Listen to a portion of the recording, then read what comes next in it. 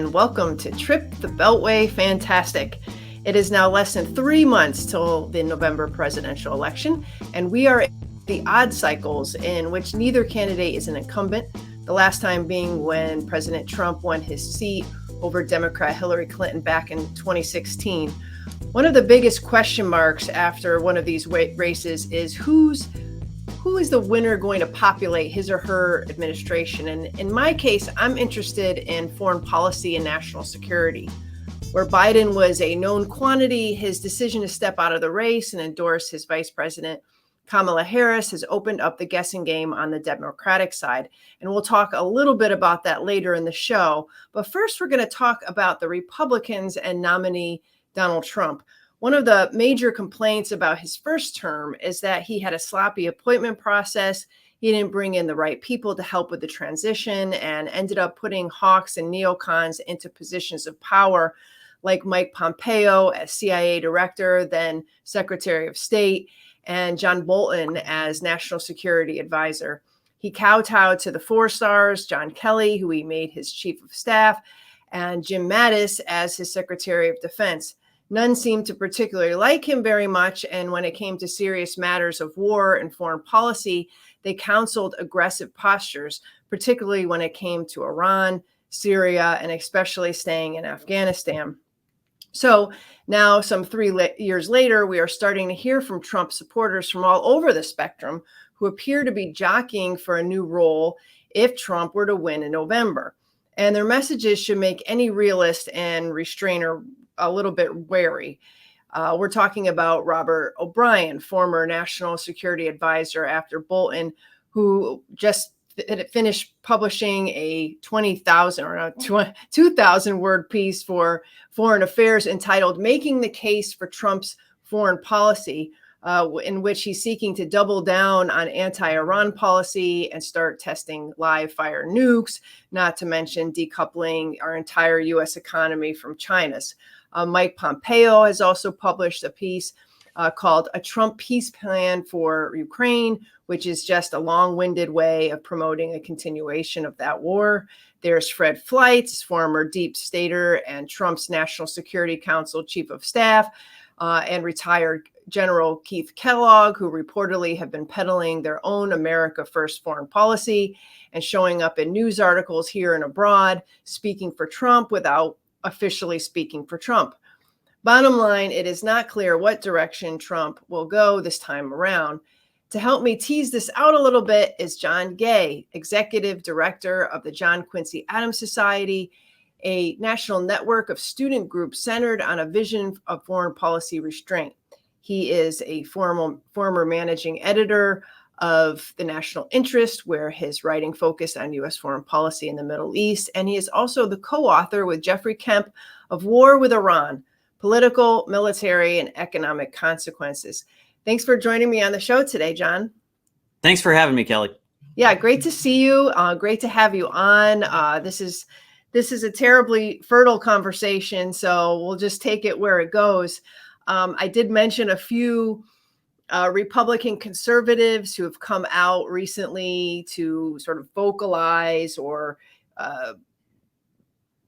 purportedly represent some facet of Trump foreign policy. Everybody wants to define America first in their own way.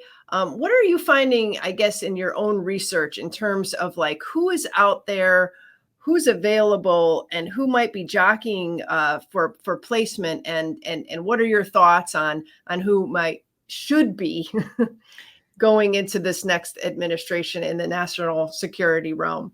Yeah, it's been very interesting to watch because I think Trump made a really good choice with his first personnel choice with Senator Vance. From a foreign policy standpoint, Senator Vance is great. He was critical of the kind of unlimited support for Ukraine posture that the Biden administration has taken, the kind of non-strategic unlimited support, purely moralistic sort of approach that they've taken, even when he was running for Senate. Like, so he was taking risks by doing that. And I think that is instructive. To me, whenever someone is willing to take risks or pay for something that they believe in, it's a sign that it's a more credible signal that they believe in it.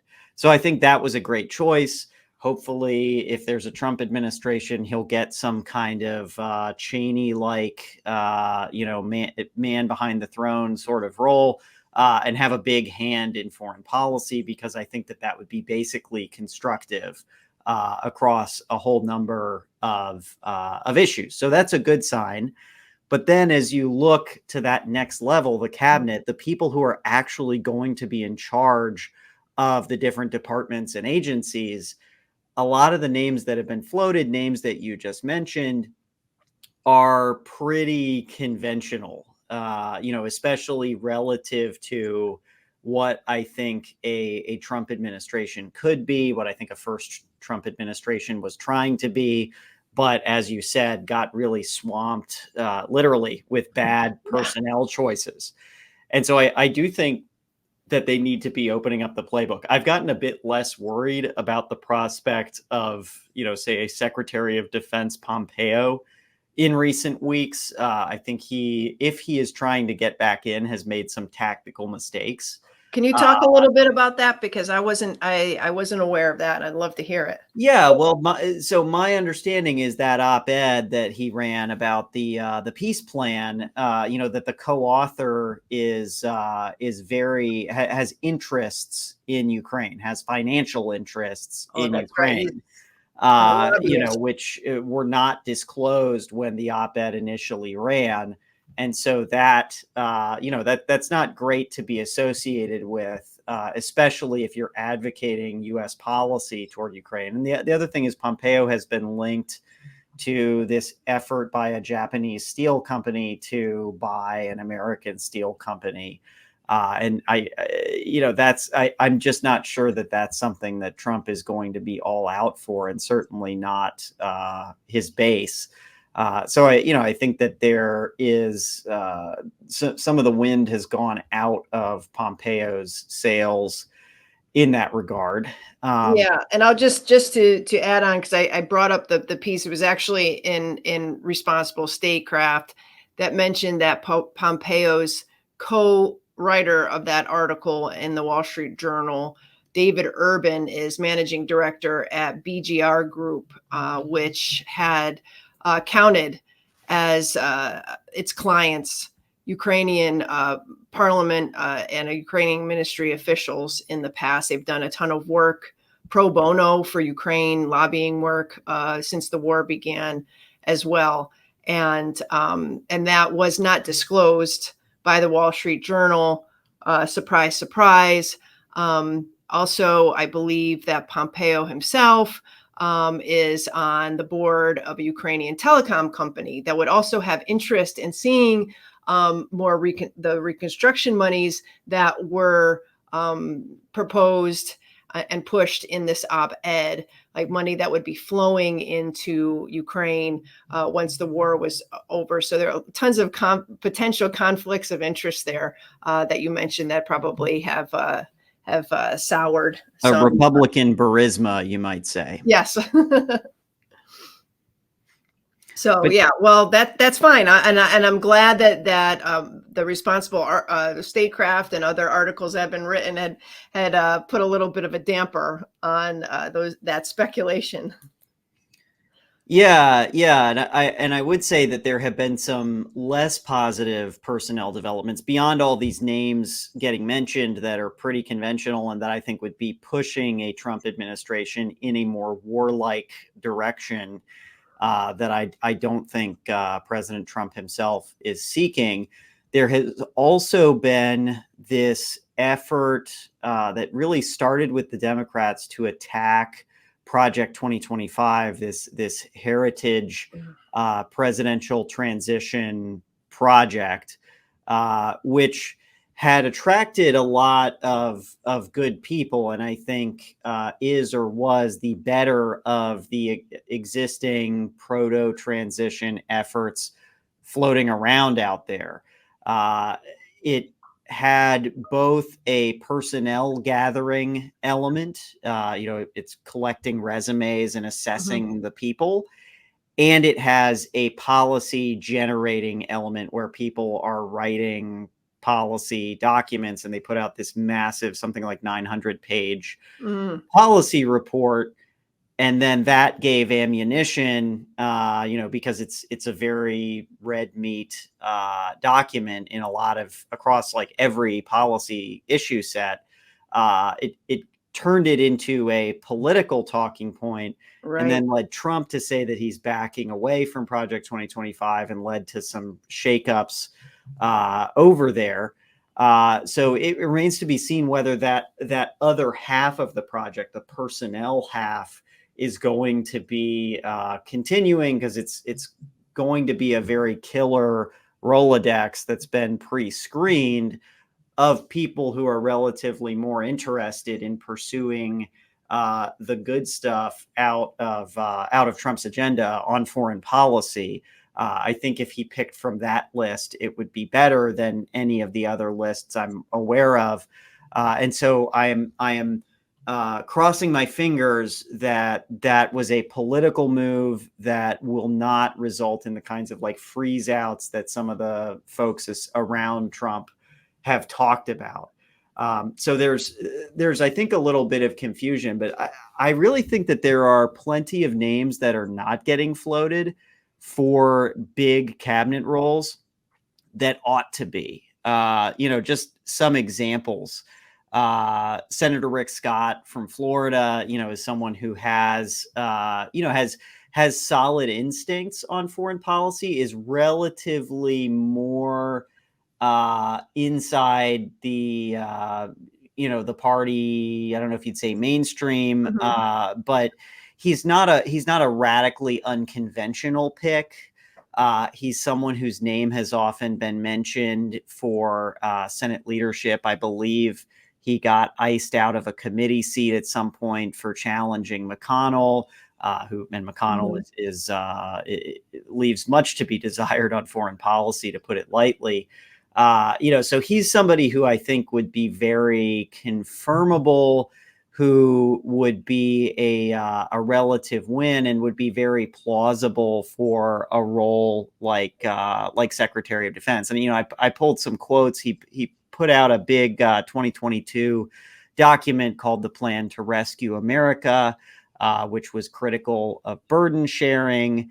Or it was critical of nation building. It supported more burden sharing in U.S. alliances, including the quote, "We will not send our kids to do what their kids will not do," and seemed to be emphasizing the economic dimensions of competition with China over the military dimensions of the competition, which I think is a much more constructive direction for the competition to go. The downside risk is a lot lower than, thermonuclear war.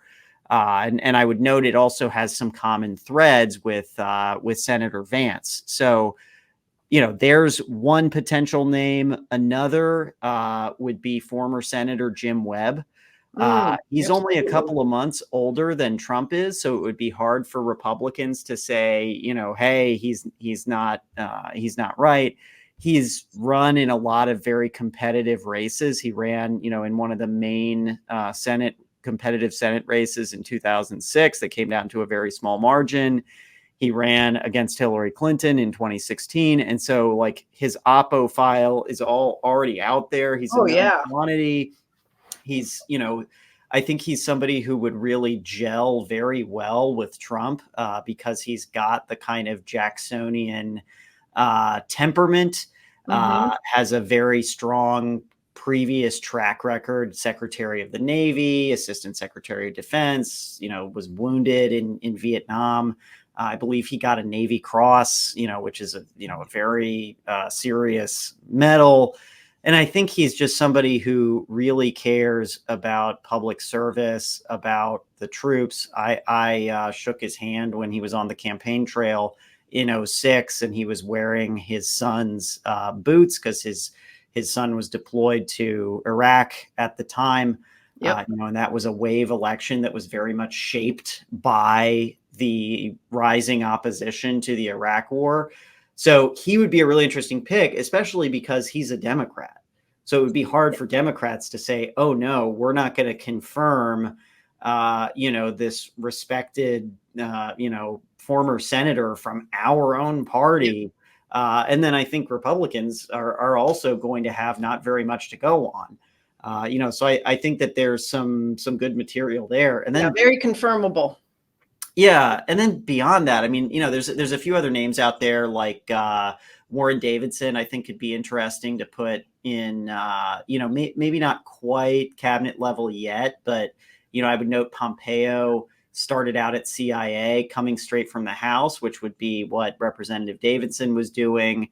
He's from Ohio. He's, from, kind of one of these more industrial sorts of districts. Like, I think that he would bring some interesting dimensions, and he's very thoughtful on foreign policy. Like, he's not just pretty good in terms of his alignment. He's also clearly somebody who thinks about this stuff very seriously, which is it's rare that you can find both on anything in a member. But beyond that, I would also just say moving away from retired generals as secretaries of defense, or just in general as being put at the top of big executive departments, especially the very recently retired generals. We had both Mattis and Austin who had to get waivers. And I think that really undercuts civilian control of the military. I think it's a bit of a culture issue for DOD to basically be almost governing itself.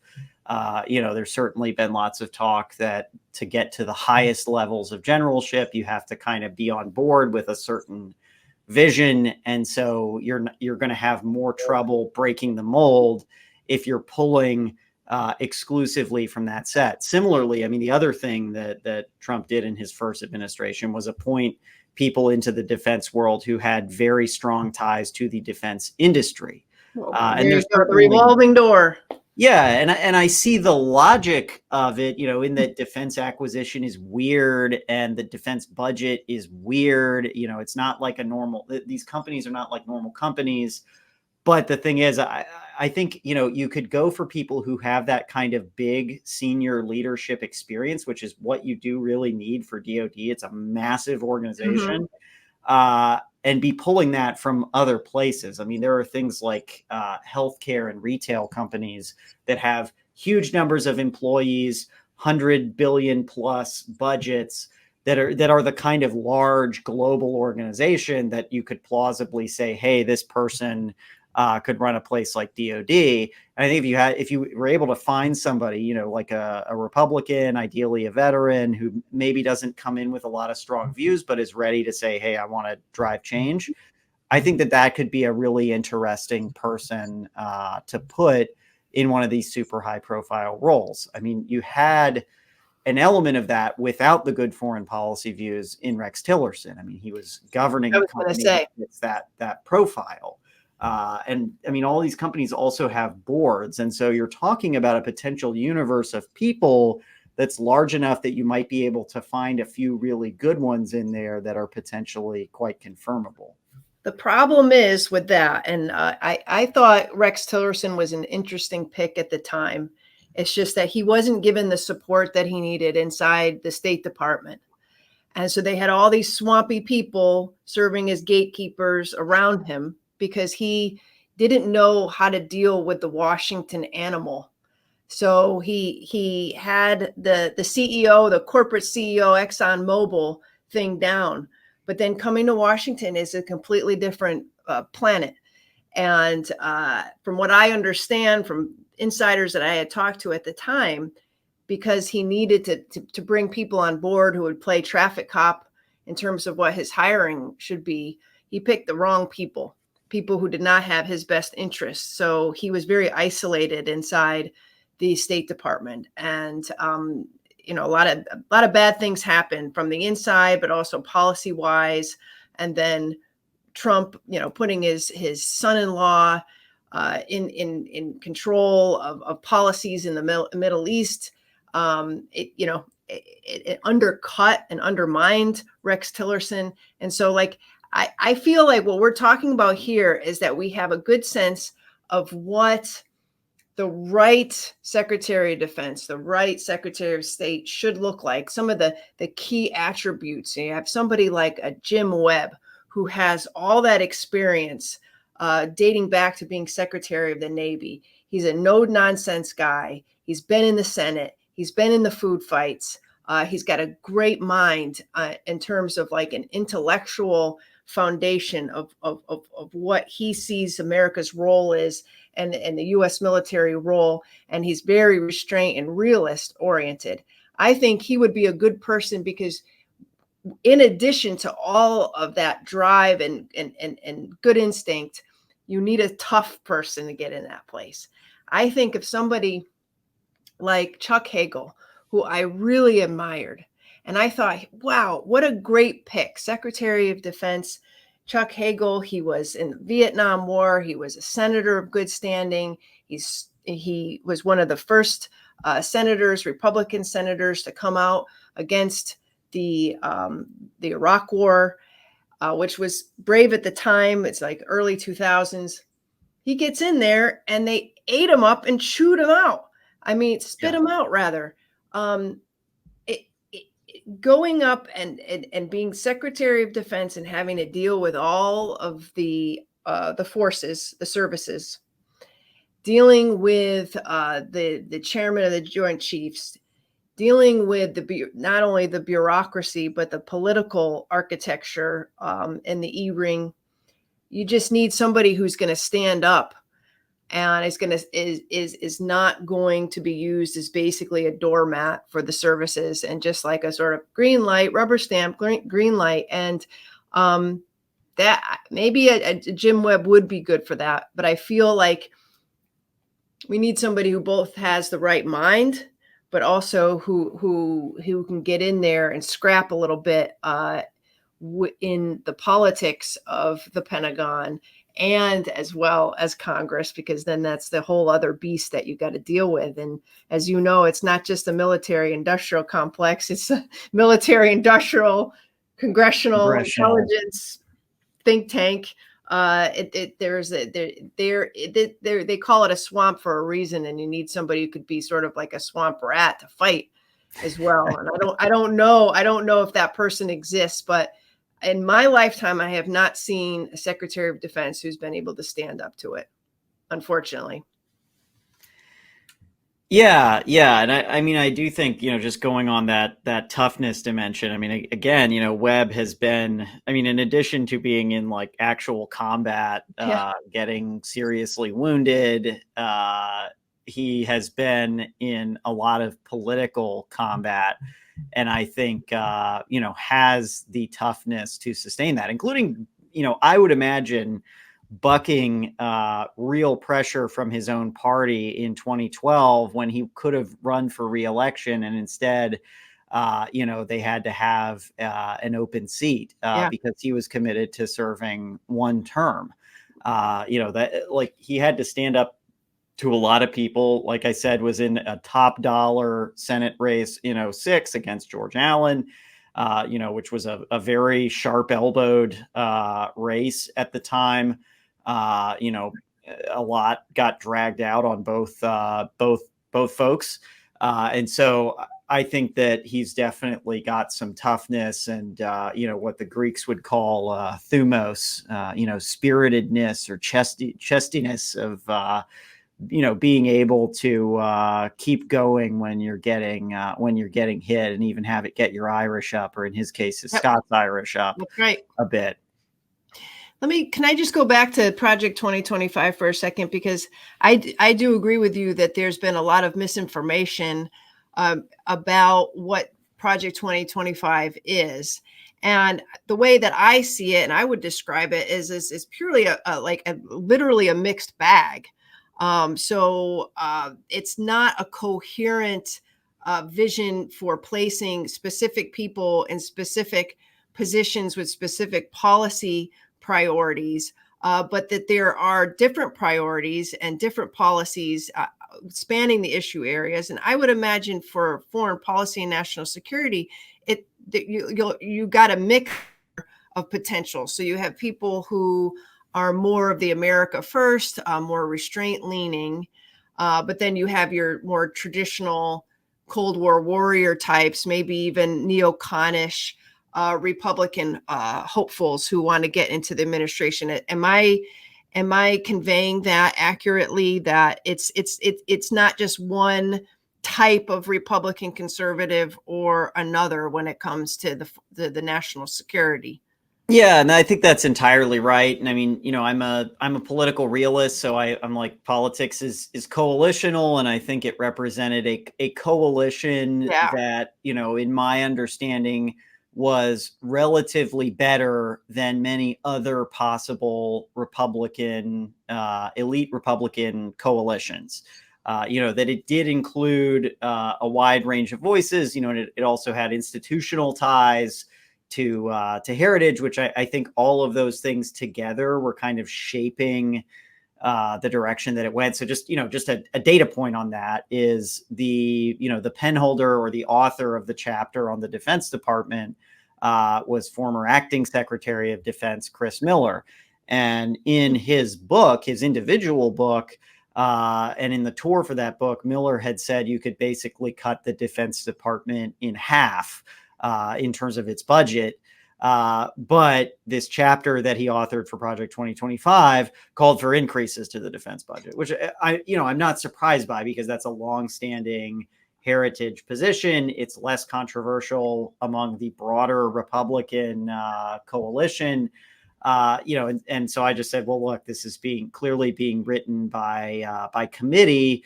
And so there's not really, it doesn't necessarily mean that Miller has had a like $400 billion change in how much of a defense budget he thinks that we need. I read it as a coalition effort. And again, I really see it as two interlocking but distinct things. There's the policy drafting process that they were doing that produced this massive tome, and there is the people that are in there and the people doing the vetting. And I take the people doing the vetting and the big Rolodex element of it much more seriously, and am not really concerned about that in the way that, like there were things in the book that I might say, okay, I didn't like that. I didn't like this. I wouldn't have said this in that way. I don't know if I'd put this person in charge of that department or whatever. So I think people need to distinguish between them. And my hope is that President Trump will distinguish between them as well. Do we know who that database is, or who's in that database, or is that something that's just, it's out there, it's being organized, but do we know who's up for what, or who's being entertained? I don't fully know the inside details. I would assume that they've probably done some kind of scoring or preference ordering within that. But I think also, like, it's been known among any, remotely ambitious Republican for at least 12 plus months now that they're collecting resumes there. And so my assumption is, if you were to just pull the database, it's probably a gazillion resumes from everybody and their uncle. And so I think it's the filtration that matters more.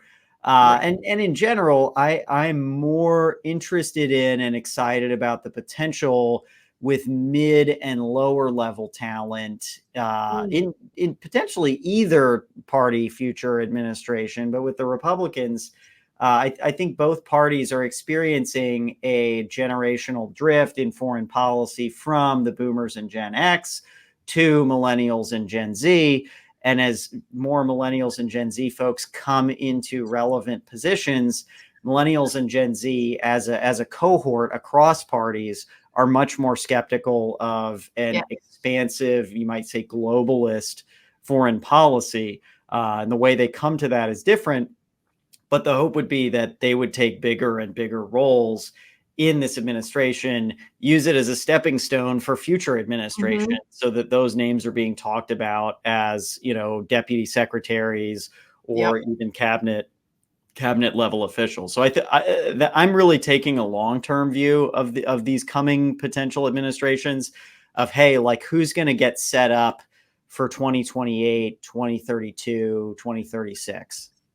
Yeah, absolutely. And that's where your organization comes in, because you're basically training and assisting and helping guide young people whose instincts are just that, and more realism and restraint, and then helping to place them in positions where they can kind of move and channel up through government office. And that's exactly right. Because yeah, you could put a great person like Warren Davidson in a place high up near the E-ring, or Jim Webb, or some of these other folks that we've been talking about. But if they're surrounded by the old guard, they will be isolated.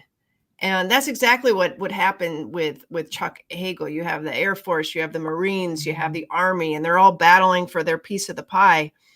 And they have these tight revolving door relationships with industry. You need more people who are going to put up a stop sign and start trying to reform the system within that hierarchy. Just having somebody at the top is not going to help. And I know that you've been doing a lot of work, defense priorities.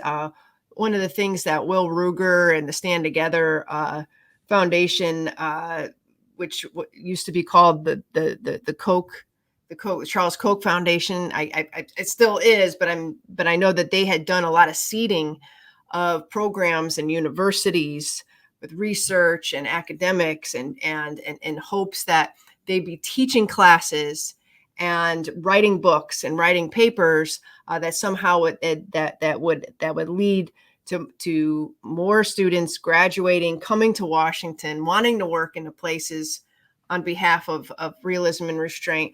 And it's going to take a really long time.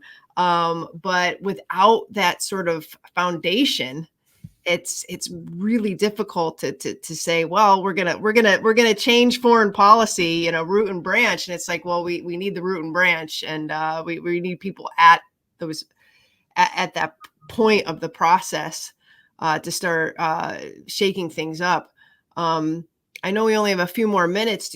I wanted to ask you, State Department, I've seen some articles about Tom Cotton and Marco Rubio, and Marco Rubio getting some plum position as a consolation for not being chosen as vice presidential pick. Are you concerned again that the old standbys in the traditional hawkery of Republican politics are going to end up filling some of these spots, because there's not that there is no one else, but that somehow that they've been positioned to fill those gaps. Yeah, and I'm inclined to think that Rubio might be more of a possibility, because I think, that he's somewhat reinvented himself as a leader, as a politician, and moved notably in a Trumpy direction. Yeah. And so I think that there's real possibilities there. I would also think, if they need to make these kind of coalitional concessions, that there are plenty of places. Like I would imagine a Senator Cotton might enjoy being a Secretary of Homeland Security, in addition to being a Secretary of Defense or something like that. We don't know what the coalitional decisions are going to be, and you do need a coalition. And so I feel quite confident that there will probably be some picks that I'm really holding my nose at. Yeah. That's kind of the nature of politics. And I think the key is how they fit into an administration, because every administration has like a technical legal process of, hey, the NSC does this, and state, feeds into it this way with the principals committee and the deputies committee and all that. But who is where and how all those things fit together in practice, the kind of living constitution of an administration, also matters a great deal. And that, I think, is what's really going to be decisive. And I'm hopeful that that element of it will be much more carefully managed. And I would add that if they put in anybody who is not good on foreign policy, that they put them in a position where they aren't able to generate trouble themselves. Yeah. So, for instance, SecDef or a position like, say, CIA director, I would imagine that they would have the ability to basically stick America's jaw out so that someone will hit it, and then they can, push further into a conflict. That they can create circumstances that lead to conflict, even if they're not being listened to a lot by the president.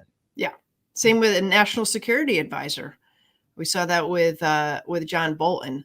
Unfortunately, I feel like Trump had some really good instincts when he became president in 2016. And I believe that he won president in 2016 because he had been so critical of the global war on terror and the continued regime change wars abroad. It's unfortunate the people that he put in around him, his deference to the 4 stars at the Pentagon and in his own cabinet.